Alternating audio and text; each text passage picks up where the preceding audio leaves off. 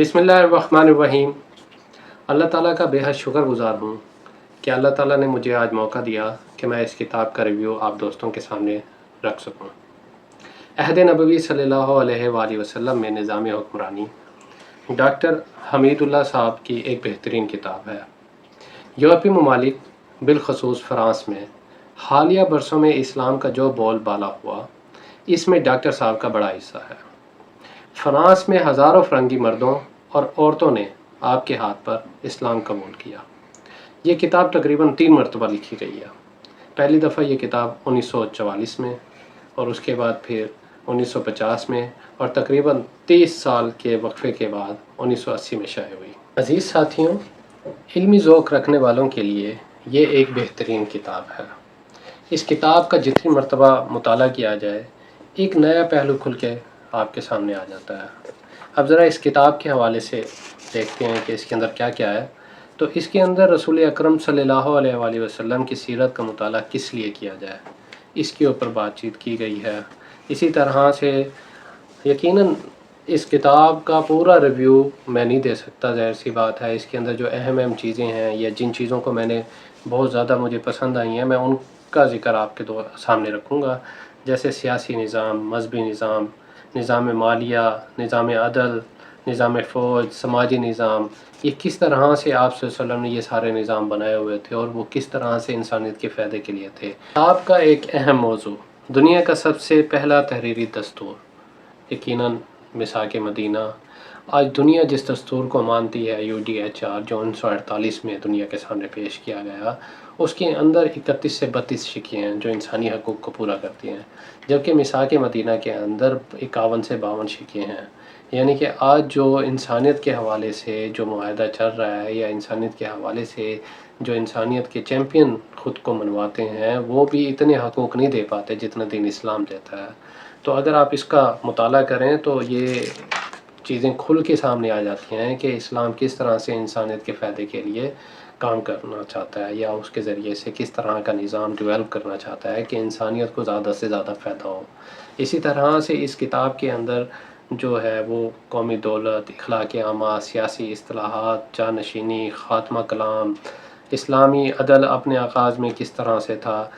जैसे ग़ज़वा बदर हुआ, और उस ग़ज़वा बदर में कुफ़ार मक्का के 70 सरदारों को गिरफ़्तार किया गया।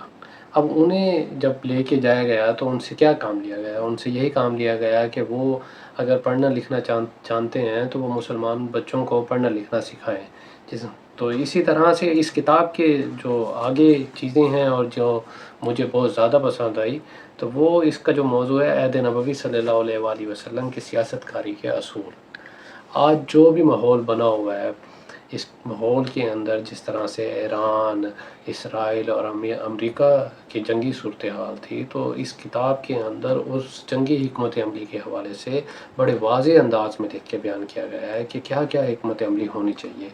जैसे अगर मैं आपके सामने रखूं तो इसके अंदर इंसानी खून की इज़्ज़त, कि भाई किस हद तक आप कत्ल की तरफ जा सकते हैं और कितना एक आपने इंसानियत को नुकसान पहुंचाना है। यानी कि इसका मकसद भी ये है कि साम्राज्य को शिकस्त देनी, ऐसा भी नहीं है कि कत्ले आम होना चाहिए। तो इस्लाम इस हरगिज़ इसके जो है ना वो ख़िलाफ़ है। तो देखिए ना, इस्लाम तो ये चाहता है कि दरख्तों को, पौधों को, ठीक है, बच्चों को, बूढ़ों को, औरतों को कोई नुकसान ना पहुँचे, तो वो किस तरह से कत्ले आम की इजाज़त दे सकता है। इसी तरह से फ़नून हर्ब की तरक्की और इस्तिफ़ादा, ख़बर रसानी और नाकाबंदी, कि भाई किस तरह से इंटेलिजेंस काम करेगी, वहाँ की ख़बर किस तरह से हम तक पहुँचेगी, और इसी तरह से हम कौन कौन सी ऐसी ख़बर है जिसकी स्क्रीनिंग करके हम चाहते हैं कि हमारे दुश्मन को भी उसकी ख़बर हो जाए। ठीक है, जैसे आप वसल्लम की हिकमत अमली ये थी कि उन्होंने अगर किसी तरफ सफ़र करना है तो वो पहले उसके जहाँ जाना है उसके मुखालिफ सिमत में सफ़र करते थे, और वहाँ से हो के उस जगह पर आ जाते थे जहाँ उन्हें पहुँचना होता था। और इसके नतीजे में क्या होता था, कुफ़ार मक्का को किसी इस तरह की कोई ख़बर नहीं पहुँचती थी कि आप सल्लल्लाहु अलैहि वसल्लम का रुख है किस जगह पे। तो इसी तरह से माशी दबाव डालना, ٹھیک ہے، یہ بھی جنگ کی ایک حکمت عملی ہے کہ اپنے دشمن پر کس طرح کی معاشی دباؤ ڈالا جا سکتا ہے۔ نیم کے دوستوں کو توڑ لینا، دشمنوں سے گھیرنا، دشمن کے ایک طبقے کو مول لینا، یعنی کہ جو دشمن کا دشمن ہے وہ ہمارا دوست بھی ہو سکتا ہے، ٹھیک ہے، اس کے ذریعے سے اصل میں اس ساری حکمت عملی کے نتیجے میں، یعنی جیسے یہ ہے دشمن پھوٹ ڈلوانا، معزز دشمنوں کا اسلام میں بھی اعزاز، یہ ساری چیزیں کرنے کا مقصد صرف اور صرف اتنا ہے کہ انسانیت کو کس طرح سے فائدہ پہنچایا جا سکتا ہے، سامراج کو کس طرح سے نقصان پہنچایا جا سکتا ہے۔ تو اگر آپ یہ کتاب پڑھیں اور اس سینیریو کو سامنے رکھیں تو بڑی دلچسپ یہ موضوع ہو جاتے ہیں اور سمجھنے میں بڑی آسانی ہوتی ہے۔ کا ریویو ہے، اس کے اندر اور بھی بہت ساری چیزیں ہیں، کچھ چیزیں اس طرح سے تھیں جو میری دلچسپی کی تھی، یقیناً جب آپ پڑھیں گے تو آپ کی دلچسپی جس موضوع کے اوپر ہوگی تو وہ پڑھنے میں اور زیادہ مزہ آئے گا۔ تو میں آپ دوستوں کو ریکمینڈ کرتا ہوں کہ ایک دفعہ آپ یہ کتاب ضرور پڑھیں، اور جو ایسے معاشرے کے اندر لوگ ہیں جو واقعی سچ میں جو ہے سوشل چینج لانا چاہتے ہیں تو انہیں اس کتاب سے بہت کچھ سیکھنے کو مل سکتا ہے۔ ٹھیک ہے، اللہ تعالیٰ سے دعا ہے اللہ تعالیٰ ہمارے اس علمی کام کو قبول فرمائے، اور یقیناً کیونکہ یہ میرا ایک پہلا کسی کتاب کے اوپر پہلا ریویو ہے تو اس میں بہت ساری کمیاں ہوں گی، کوتاہیاں ہوں گی، آپ بھی درگزر کیجیے گا، اور اگر میری کسی بات پہ کسی چیز کے حوالے سے رہنمائی آپ کرنا چاہیں تو ضرور کیجیے، تاکہ جب میں اگلا ریویو دوں تو ان چیزوں کا بھی خیال رکھوں۔ بہت شکریہ، تھینک یو سو مچ۔